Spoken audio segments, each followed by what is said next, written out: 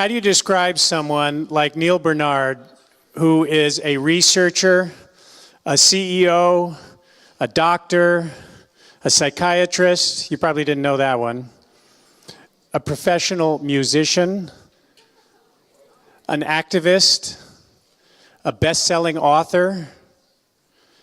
Maybe you describe him as someone who never sleeps. You know, how does someone rack up so many accomplishments like this in just one lifetime? I mean, any one of these things would be a huge accomplishment. Oh, you're a doctor? Really? You're a psychiatrist? You're a best-selling author? In addition to all that, he is the founder of the Physicians Committee for Responsible Medicine. And there's so many things I could say about Dr. Barnard. He was just in the paper again Friday. I don't know, did any of you guys see that? The USDA has come out with a ruling that the dairy industry can no longer make a marketing claim that milk makes you thin or milk keeps you thin. Yeah. And the reason for that is Dr. Neal Barnard. Please give a hero's welcome to our next speaker, Dr. Neal Barnard. Thank you. Thank you. Thank you, Jeff. Thank you. And thank you to Jeff and Sabrina for putting on a wonderful conference. Can we thank them? Thank you for all you do. Thanks for inviting me to come back. I want to talk about cheese. Can foods be addicting? There were some researchers at the University of Michigan, and they brought together 384 people, and they said to them, which foods give you problems? And what they meant was, which foods do you have trouble cutting down with? Which ones cause you to lose control? And just, even when you're full, you're still having more, and it just can't stop. Well, the number 5 food was ice cream. Number 4 was cookies. Number 3 was chips. Number 2 was chocolate. And number 1 was pizza. And I'm going to argue that it's not the olives. And it's not the crust.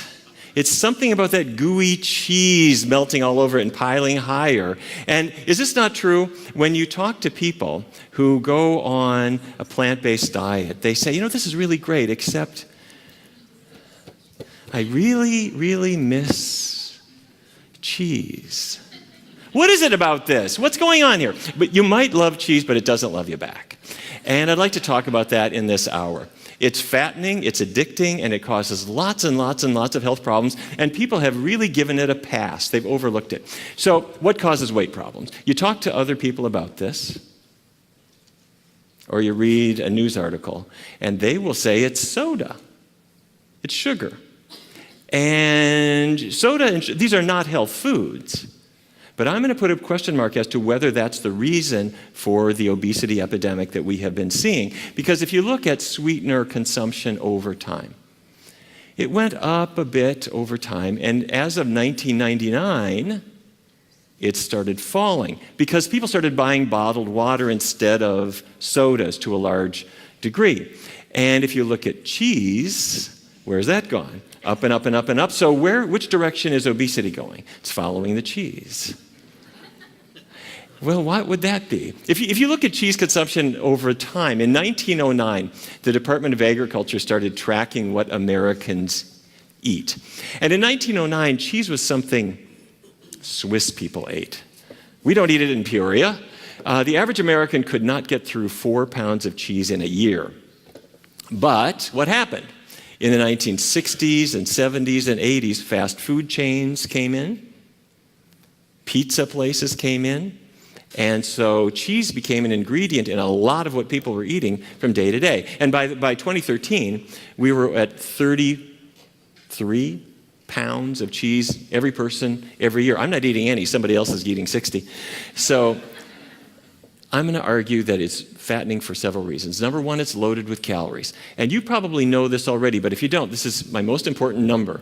A gram of sugar, a gram is tiny, it's a 28th of an ounce. A gram of sugar has 4 calories. A gram of fat has 9 calories. Well, the leanest beef is about 29% fat. Chicken, not much better, about 23. Fish vary, some are lower, some are higher. But if you look at plant foods, they're pretty low in fat, which is why they're not very high in calories. So where is cheese? 70% fat. If it were any worse, it would be Vaseline. So, okay, there is Coke Zero, so you could actually have a soda without any calories at all. But is there Cheddar Zero? I don't think so. All right. So, secondly, fat in foods adds easily to your body fat. Here's what I mean. Let's say you ate a little bit too much bread. Would that go to body fat? Not really, at least not at the beginning. The carbohydrate that's in bread breaks apart and it goes into your bloodstream and it powers your muscle activity. It powers your brain. It's the fuel that your body runs on. Let's say I overdo it. I eat a lot more. Let's say I'm an athlete and I'm carbo loading. I'm eating lots and lots of bread and pasta. Does it go to fat? No. The reason athletes eat it, so much of it, is because it goes into their muscles and is stored as glycogen, which are batteries that you need when you're active. Also in your liver, the glycogen is stored there too. Now, theoretically, you can build fat from carbohydrate. But even if you ate the entire loaf of bread and it was more than you needed and your glycogen stores were all filled, if you made fat from it, even that, to make bread into fat is hard for your body. And it uses up about 25% or so of its calories just to try to make it. Now, on the other hand, cheese can go very easily to fat because it's already fat. It doesn't really require much of any conversion. You eat it, it goes into your blood, stores as fat. Very simple. Okay? Number 3. Fat slows your metabolism. Here's what I mean. This is a muscle cell. And the reason I'm showing you a muscle cell is you hear people say, don't lose your muscle mass. Your muscles are your calorie burners. You know what I'm talking about? Okay, so inside your muscles are mitochondria. Do you remember the mitochondria from high school biology? Those are your calorie burners. You have a lot of them, but you also have little bits of fat. Now, doctors hate words like fat because it only has one syllable, so we'll call it intramyocellular lipid, but it's fat inside your cell, and if you ate a little bit too much chicken fat or beef fat or Velveeta or fryer grease for that matter, the fat builds up inside your cell. When that happens, the cell says, fantastic, this is great. I've got some fat that I can store up, and if we happen to have a famine sometime, I'm sitting pretty. I got a lot of stored calories. Now, if the mitochondria burn it all up, it's gone. So when fat comes into the cell, the body turns down the production of mitochondria to keep the fat. And your metabolism slows down to preserve this fat richness that just came in. And that's the opposite of what you want. You say, wait a minute, I just ate too much. Why are you storing it? You've got to get rid of it. The body was programmed a long time ago when there were such things as famines. So if you ate a big fatty thing, your body says, I'll keep that. And as the years go by, the metabolism you had when you were 12 is just no longer there because the mitochondria have been disturbed. So if I'm on a low-fat vegan diet, time goes in the opposite direction. Okay, number 4, cheese does not have fiber. Now, fiber is the most boring word in this lecture. I apologize. Fiber is big stuff, though. Fiber is plant roughage. It has effectively no calories. And so when I eat high-fiber foods, it fills you up, makes you think you've eaten a lot of foods, but the fact is you haven't really eaten very much.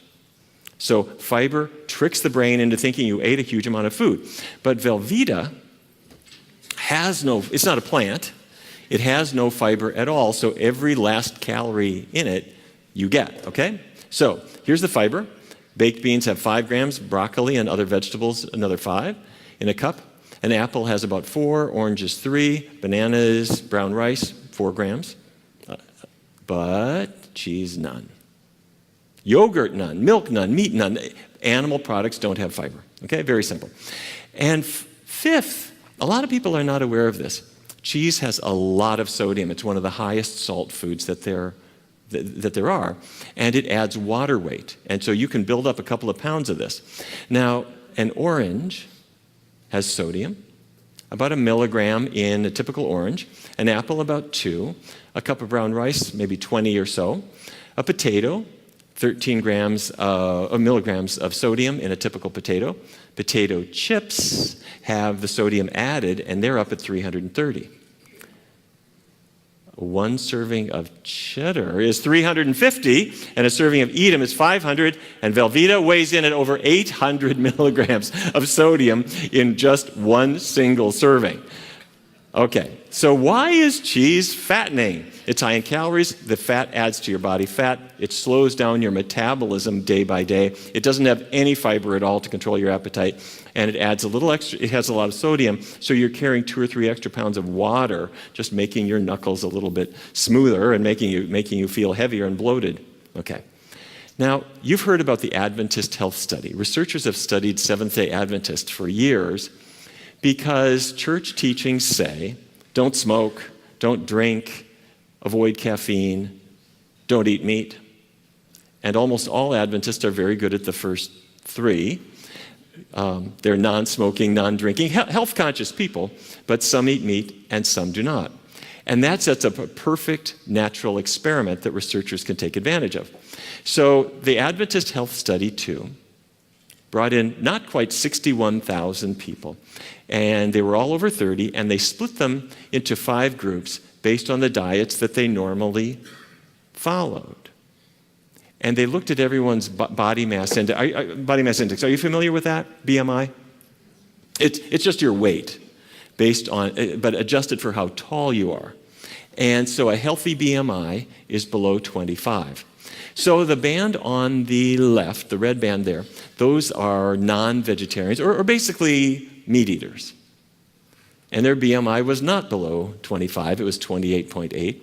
And the next group were people called semi-vegetarians, meaning they ate meat but only once a week or less. A little bit slimmer. The third group, the pesco-vegetarians, pesco meaning, okay, all right, fish. They're not eating any meat except for fish. They're a little bit slimmer. And then the lacto-ovo-vegetarians, a little bit slimmer too. And then that 5th group, I always have to tell my patients that a vegan is not a person from the planet Vegas. But they are not only a lot slimmer, but they're actually the only group smack in the middle of the healthy weight range. And so now let's compare the lacto-ovo-vegetarians and the vegans. I am going to argue that cheese is one of the biggest contributors to the extra weight that we see with the lacto-ovos. And that difference is roughly 15 pounds. Make sense? Okay. So what the heck is cheese? Well, you start with milk.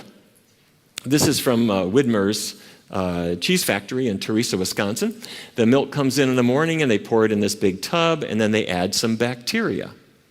And that gives it that kind of funky smell because it's fermenting the sugars that are in the milk, the lactose sugar.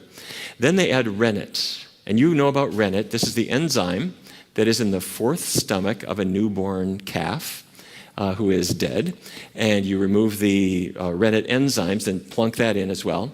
Although, incidentally, that's a rather expensive and cumbersome source, so almost all rennet now in most factories is a genetically modified product that's used. But at the traditional places like Widmer's, they pride themselves on still using the calf. So then it coagulates and they drain out all the whey, which is this mixture of water and lactose and some other things. And then they start to squeeze out the extra water, and then you're left with cheese. And you add some salt to the top, and what you have done with this process is taken liquid milk and made it solid.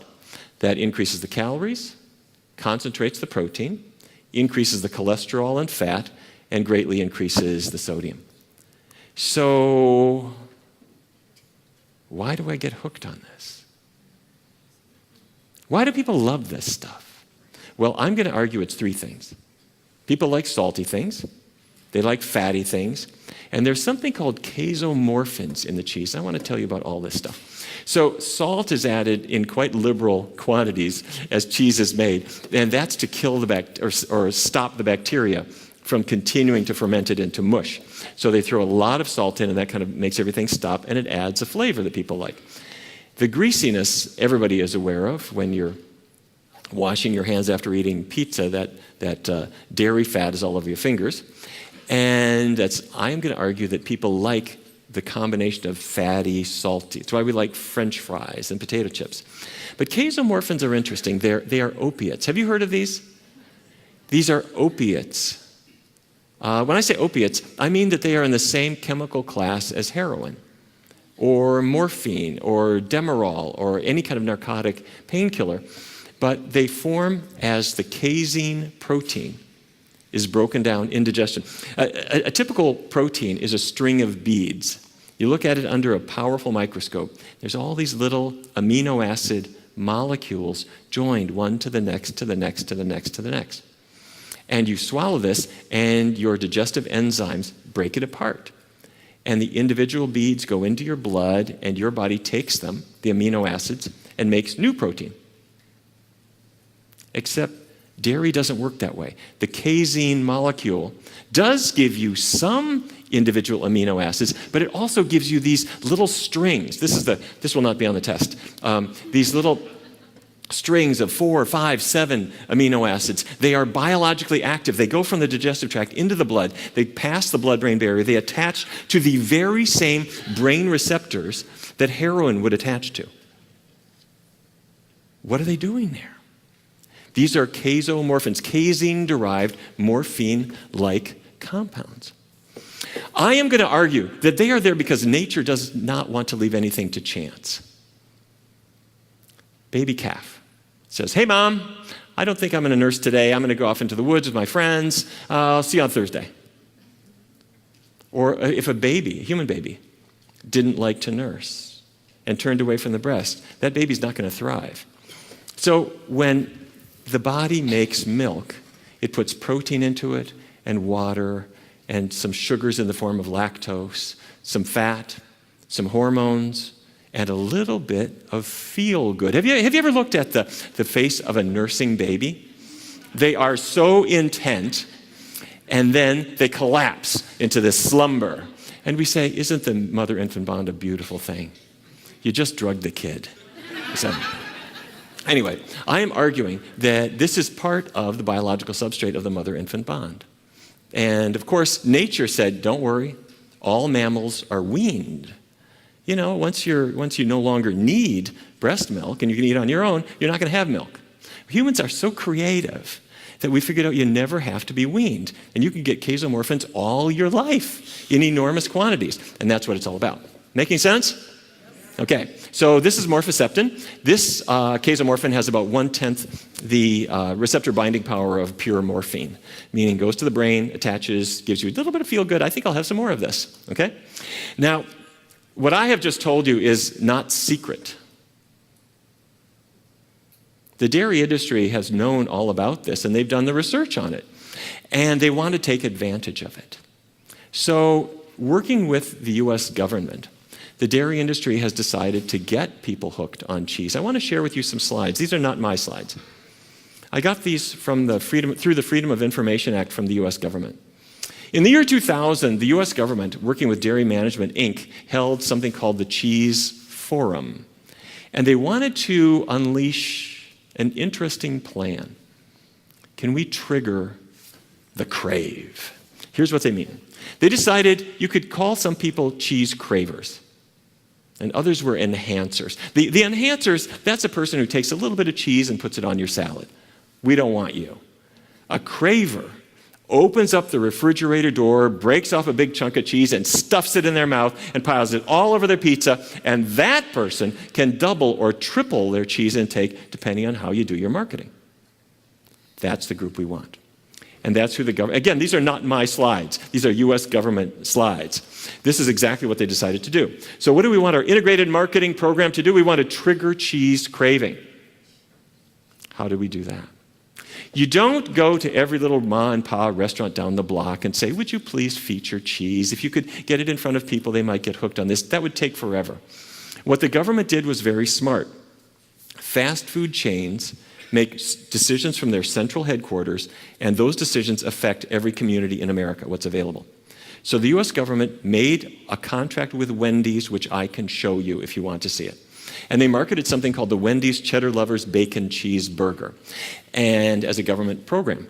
And it sold 2.25 million pounds of cheese just during the promotional activity.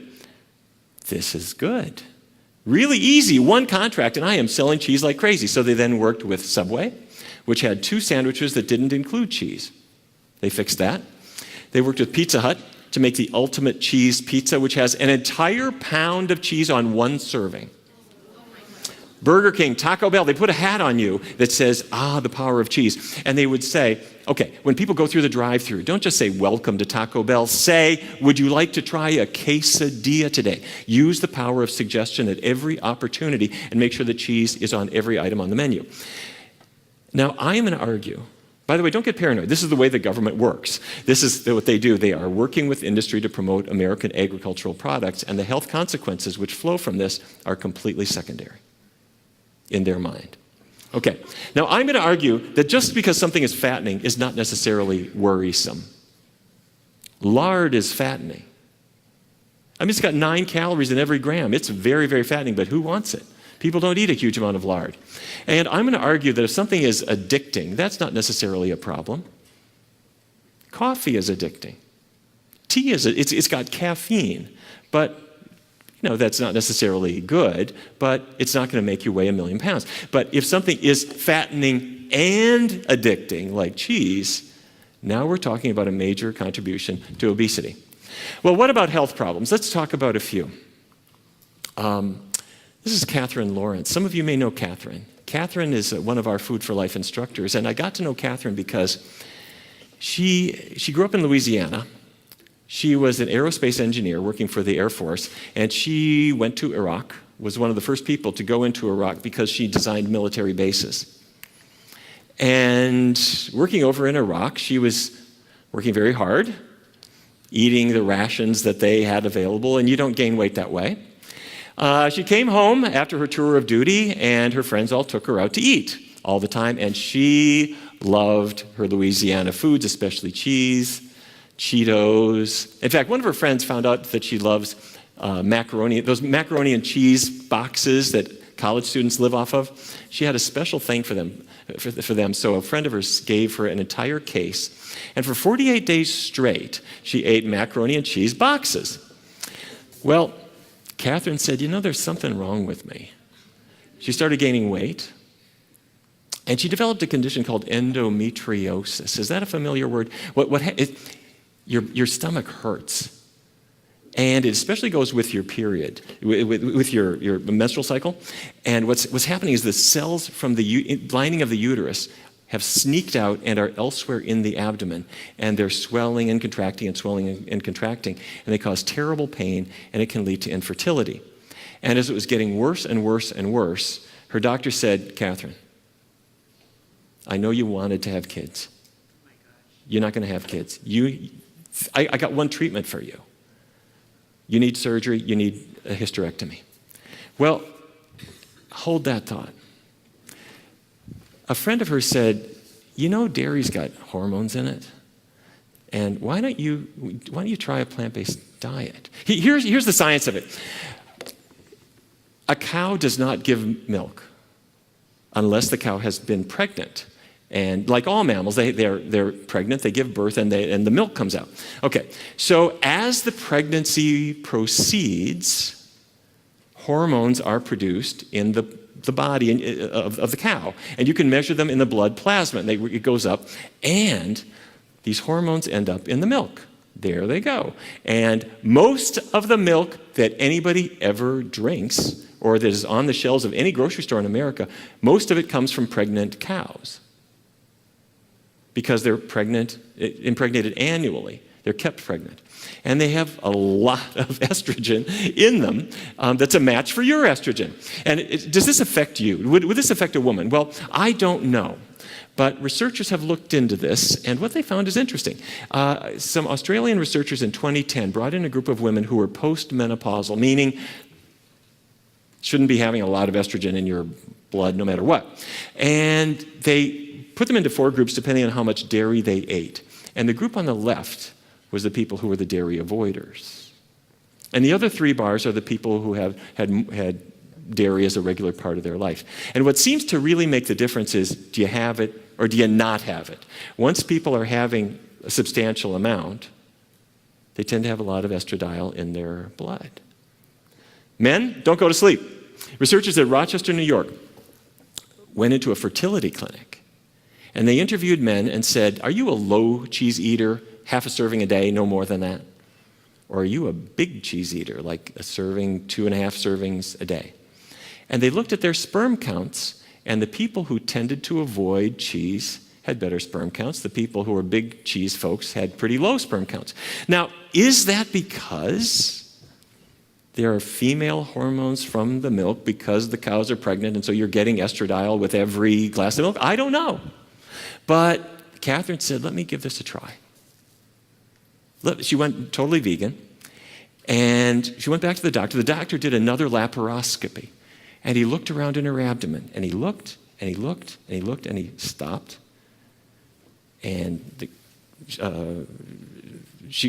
procedure was over. The doctor walked out to the waiting room and said to her husband, this is a miracle. Her endometriosis is, for all intents and purposes, gone. And her husband said, well, it's amazing. I didn't really think the diet would work, but she's felt better and better and better, and it's amazing. And the doctor said, no, there is no way that diet could do that. This is a miracle. Medical science works in wonderful ways. She lost weight. Her endometriosis disappeared. She's got 2 kids. And she's now one of our Food for Life instructors. She goes around sharing her story and letting other people know that it's worth seeing if asparagus can help. Okay, so there's Catherine today. This is Mark Ramirez from Detroit. Mark grew up in Texas, and he was recruited to the University of Michigan to play football. And if you weigh 300 pounds, that's a pretty good thing if your job is to tear a hole in the defensive line. However, after his athletic career ended, he was unable to shake the weight. And he laid into cheese and meat in a pretty big way. He gained a lot of weight. He developed diabetes. His blood pressure went up. And he had erectile dysfunction, which a lot of guys have. And as you know, or maybe don't know, erectile dysfunction is not caused by performance anxiety. Erectile dysfunction is a sign of narrowing arteries. In the same way as narrowed arteries can affect the heart or the brain, they affect any part of a man's body. And all that Viagra does is take those arteries that have been narrowed by years of a bad diet and try to open them up a little bit more. That's all it does.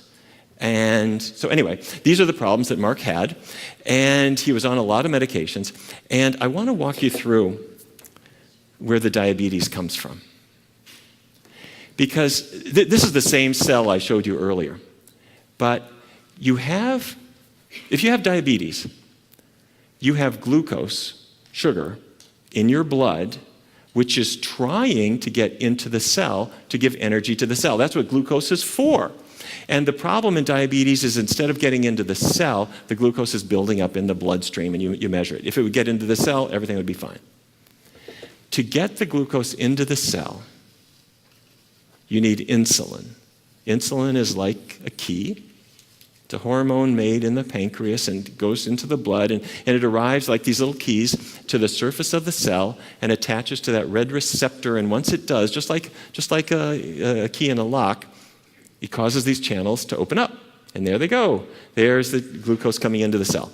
That's what's supposed to happen. And if you have diabetes, if you have type 2, you've got glucose, you've got insulin, you've got receptors, you've got everything. But you've also got intramyocellular lipid, fat building up inside the cell, and that causes the signaling not to work. It's like when I was a kid growing up in North Dakota, we had some of the neighbor kids would play a trick. You're not home, and they sneak up to your front door, and they put a tiny bit of chewing gum in your front door lock, and then they run and hide behind a bush. And you get home, and you take your key, and you put it in you put your key in the lock, and it doesn't work. And you look at the key and it's fine, but you're either condemned to walking in and out your window for the rest of your life or calling somebody to clean the key out. It's a practical joke. Anyway, you don't have gum inside your cells. What you have is fat. And typical diabetes treatments ignore that. They don't deal with that fact. But on a plant-based diet, When you get the fat out of your diet, the fat starts to diminish inside the cells. That causes the signaling to be able to work again. And if you can get that signaling working, the diabetes can improve, and in some cases go away. And that's what happened to Mark. Mark got better and better and better and better, and finally his doctor said, "Mark, I don't know what you're doing. Your blood sugar is too low to need any medication." And at some point, they erased the diabetes diagnosis. It's all gone. And he's stuck with it, and years have gone by, and he's slim, and he doesn't have diabetes or any of these health problems anymore. Okay, let's talk about asthma. This is Chad from Portsmouth, New Hampshire. He lived right on the water with his brother and his family. And Chad was a very active kid. He loved sports, but he could not get through a baseball game because asthma would kick in after the exercise or all the pollen that he was breathing in. And he had every kind of allergy. He was allergic to dust and all kinds of environmental things and animals. If he would go to a friend's house, he couldn't handle the dogs and the cats. And somebody, when he was about 18, said, "Hey, could it be dairy products? Why don't you get away from dairy and just see?" And he did. He tried it. And within about 3 months, not only was his asthma completely gone, but so were his allergies. And what's this about? Somehow, avoiding these antigens from dairy made his body react in a different way. So scientists have looked into this question. Could dairy products actually contribute to asthma? And if you go on Google and you type in asthma dairy, and the very first thing that comes up in your search is from the National Asthma Council of Australia, which has very helpfully gone straight in and answered this question for us. Dairy foods have often been suggested as a common trigger for asthma. But there's little scientific evidence to support this myth. And unfortunately, most Australians are missing out on the health benefits that come from consuming milk, cheese, and yogurt, as they don't include enough dairy foods in their diet. Wait a minute. This is starting to smell a little bit funny, isn't it? So I'm going to click on this website and see who sponsors them. And Dairy Australia is one of 6 sponsors, and the other 5 are drug companies. One makes money if you buy the cheese, and the others make money if you stay sick. So I looked at the report that they had quoted. They gave references to the studies that supposedly show that it doesn't work. And they weren't very big studies, but I looked at one. One was from New York University in 1991. Had 11 adults, they all had asthma, and they drank either whole milk, skim milk, or water. And what they showed is if they drank whole milk, their ability to have gases pass through their lungs got progressively worse from the milk. And they thought it had to do perhaps with the fatty milk.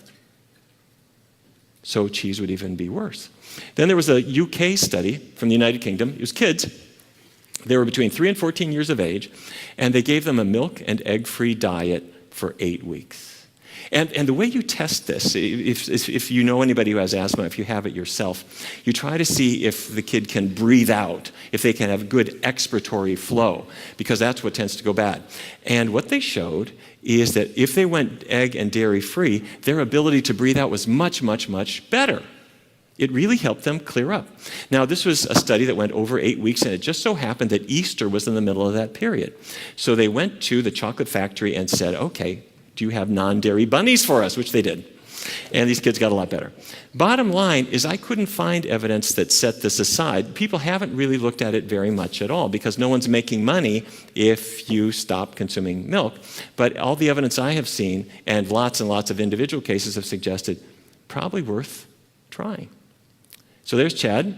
Chad's allergy-free, asthma-free. He's got a dog now. He's not allergic to his dog or anybody else's, and he's been working with Ruby Cooking School, which some of you know. They have a terrific program called Culinary RX, where doctors can say, let's guide you into using this nutritional technique to see if you can't get better. Migraine headaches. A lot of people have migraine headaches, unfortunately. This is Lauren. Lauren was an attorney. She was 23 years old. And in law school, one day, her vision started to narrow. And she got this intense sledgehammer on half of her head. And she was sick, nauseated, and vomiting. And she was not surprised. because she had a family member who had exactly the same symptoms, and this is a migraine. The word comes from hemicrania, a Greek word that means half your brain, half your head, because it's often a one-sided headache. Very severe, long-lasting. If you move or if you're in too much light or too much sound, it just drives you crazy. And this can last overnight. It can last for a couple of days, and it interferes with everything you're trying to do. And everybody who has migraines has heard about these trigger foods. Aged cheeses, sausage, fermented foods, and what they are telling you, as every website on asthma will say, is that these foods have tyrosine, which converts to tyramine, and that tightens up your brain. True. However, we have seen a lot of people have migraines that are triggered by other things too. And it doesn't necessarily have to be that. And at the Hospital for Sick Children in London, back in 1983, they started exploring this. They brought in a group of kids, 88 kids, and they put them on an elimination diet, not just eliminating dairy, but other common allergens. And 78 of the kids were completely headache-free, and 4 had a partial improvement, so this is good. Now, in adults, I don't see quite that degree of success, but we do see it up to about 50%. And there are a number of triggers other than dairy that sometimes can be implicated. But I think dairy seems to be the most commonly reported one. And if you're dealing with migraines and can't function and are stuck on medications day after day, it's really, really, really worth it to get the dairy out of your diet and see how you do. So, Lauren's got no migraines anymore. All right, let's talk about rheumatoid arthritis. If you look into your joints, if you've got arthritis, the joints are inflamed. The synovial lining is looking ugly. It's inflamed. It's inflamed because it is being attacked by the immune system, which has been alerted by some protein that got into your body. That's how the immune system works. A virus comes in, the proteins on the virus trigger an immune response. This may not be a virus. It's some other kind of protein that got into you. And what proteins do people get? Well, dairy proteins are one of the ones that people are sensitive to. So researchers have looked into this, and starting with an individual case report back in 1985, there's one girl. She had terrible juvenile rheumatoid arthritis. And a doctor said, a thoughtful doctor said, get away from dairy, this could be it. Symptoms completely remitted. And then she went and visited Grandma, who would give her milk chocolate candy. And her symptoms came back. And she got off it, and the symptoms went away. And then a pediatrician said, this can't be true. You should have milk for calcium. Her symptoms came back. And they went back and forth and back and forth and back and forth, and the pattern became inescapable. So they published the findings in the Journal of the Royal Society of Medicine, saying, here's one case. Maybe other people have diet-induced arthritis. And so triggers have been identified, not in everybody, but somewhere between 20 and 60% of people in research studies. And in Oslo, Norway, researchers brought in a group of people and started them on a juice fast, and then a vegan diet, and then a lacto-vegetarian diet. But within the very first month, they found clear-cut symptomatic improvement and reduction in biomarkers as well. Less pain, less tenderness, less swelling. And then John McDougall in Santa Rosa used just a vegan low-fat diet and found that within a 4-week time frame, you saw improvements, particularly in people who are relatively new to having rheumatoid arthritis. Okay. Prostate cancer is one of the most common forms of cancer that we have, obviously. And for many, many years, researchers have said, this is something, that it goes with milk, that the countries that have the highest milk consumption, that's on the right-hand side, they've got the most prostate cancer.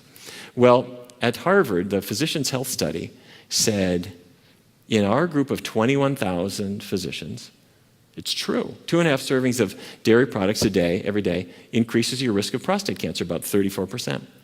They did another study called the Health Professionals Follow-Up Study. Same thing. The more milk, the more prostate cancer. In this case, 60%.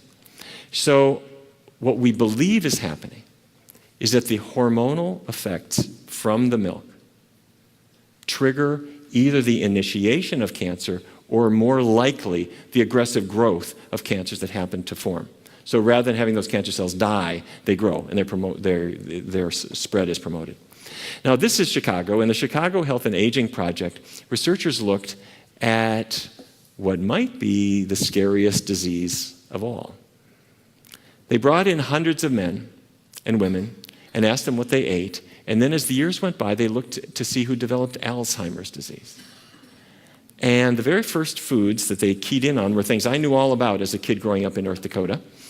My mom had 5 kids, and we would come down to the kitchen. My mother took a fork, and she'd put the bacon out of the pan into these paper towels to cool down. And then when there was no more bacon in the pan, she would carefully lift that hot pan and pour the grease into a jar. Did your mom do that? She was going to save it. And she didn't put the jar in the refrigerator. She just put it on the shelf because when bacon grease cools down, what happens to it? It hardens, it solidifies. And that's a sign that it's loaded with saturated fat, bad fat, the fat that raises your cholesterol. And then, of course, the next day she would spoon it back into the frying pan to fry eggs in it. It's amazing any of her children lived to adulthood, but that's what we did. But the number one source is not bacon. The number one source is dairy products. And meat is number 2. And some people in Chicago eat relatively little saturated fat, around 13 grams a day. Some people eat a lot, 25 grams a day. And the researchers then said, okay, are these groups the same with regard to whether they get Alzheimer's disease? And here's the numbers. There's the people eating relatively little saturated fat, their Alzheimer's risk. There's the people eating a lot. They did it again, looking at trans fats, the fats that are in snack foods. And what they showed is it's almost identical to heart disease. If you are eating the bad fat, you're at high risk. If you avoid it, you're at low risk. It's amazing. And what this shows us is those of us who have thought up until now that Alzheimer's is entirely genetic. Genes are in 2 categories. There are the dictator genes that give orders. You will have blue eyes. But the genes for Alzheimer's disease are more like committees. They make suggestions. You might get Alzheimer's disease, but it depends on your lifestyle.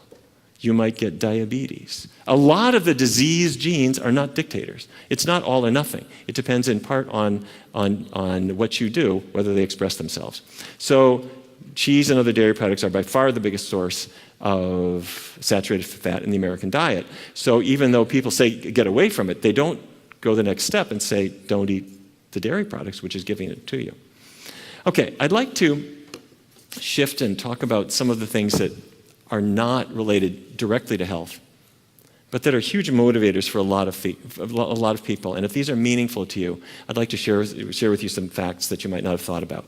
When I go home to Fargo, which is where I grew up, I snap these pictures. There's beautiful cornfields as far as the eye can see.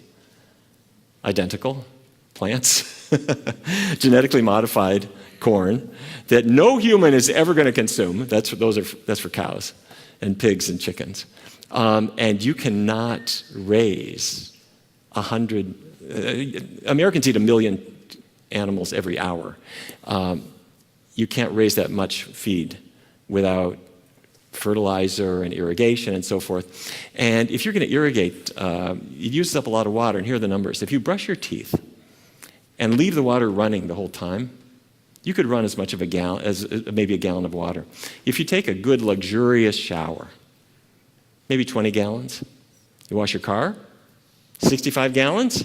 But just to produce 1 gallon of milk, the feed grain that has to go into that cow to lead to that gallon of milk, it requires irrigation of about 683 gallons. Okay? And that's just to grow 6 pounds of alfalfa. No human's going to eat that. That's all for cows. The fertilizer then that's been put on sort of trickles into the rivers and streams. The nitrogen and the phosphorus goes down the river. That causes an algae overgrowth, and other life forms are killed. And if you look at the very bottom of the Mississippi, where all that water comes down, below Louisiana and Texas, there is a dead zone that is as big as the state of New Jersey. And that's primarily because we are using fertilizers to grow things for animals to eat so that we can eat a little bit of food that you get from the animal, okay? Now, climate change, I don't need to tell you. This was controversial 5 years ago. It's no longer controversial. Everybody knows that belching cows produce methane. By the way, it comes out this way, through their mouth. Their stomach is ruminating, making the methane, and they're just belching it out. And how much can they really make? Well, there are 100 million cows at any given time. And if you put all of them on the scale on this side and all the human beings in the United States on this side, the cows way outweigh us. And they're producing methane kind of nonstop, as well as other greenhouse chemicals. And cows produce one more thing, too. This is a dung beetle. And the reason I'm showing you a dung beetle is the dung beetle has found creative things to do with dung. This is the Secretary of Agriculture. And if you go to a typical dairy, a cow produces in a day maybe 8 gallons of milk. And I'm going to use, not dung, but I'm going to use chocolate milk just as an example. They produce about 15 gallons of manure. In other words, for every gallon of milk, they produce 2 gallons of manure. Where am I going to put that? Well, for the man who has everything, you can get a manure digester. And you will see these at every dairy, and you can also subscribe to Manure Manager magazine. Have you seen this? It's great, and they also have the Manure Expo. This one was in Chambersburg, Pennsylvania, but there's a whole world out there of people trying to figure out how to deal with manure and how to get rid of it and how to make money off of it. Ethical issues. There aren't any ethical issues with regard to dairy because they don't kill the cows, right? The cows give you milk. Well, if you go online, you can get from the United Nations Food and Agriculture Organization your guide to small-scale dairy farming. So how you can do this at home. And these are not my slides. These are UN slides with these very graphic illustrations. How we are going to get milk. You have to first get semen, and they use what they call an artificial, I'm not making this up.